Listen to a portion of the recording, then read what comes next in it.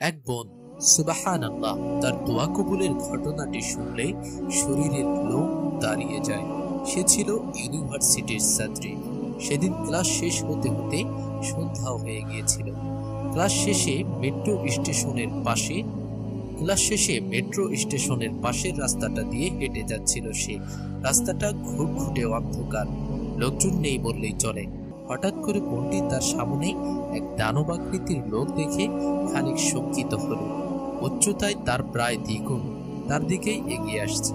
লোকটির মতিগতি সুবিধার মনে হচ্ছিল না। বোনটি ভয়ে আয়াতুল কুরসি পড়তে লাগলো আর আল্লাহর কাছে সাহায্য কামনা করতে লাগলো।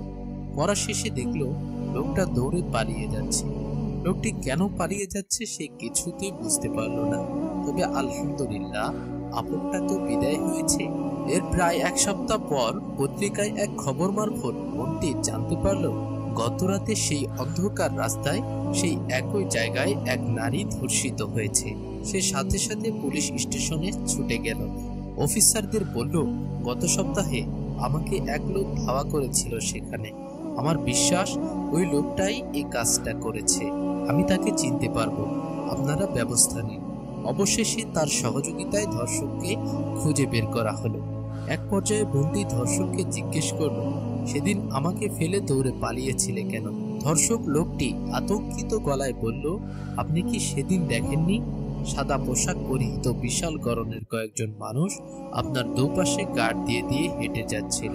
প্রথমে যখন আমি আপনার দিকে অগ্রসর হই তখন তারা ছিল না, কিন্তু হঠাৎ করে কোথা থেকে যেন তারা এসে পড়ল। তাদেরকে দেখে আমি ভয় পেয়ে গিয়েছিলাম, কোনো মতে জান নিয়ে পালিয়েছি। আল্লাহু আকবার। বোনটির মুখ থেকে তাকবীর বের হয়ে এলো।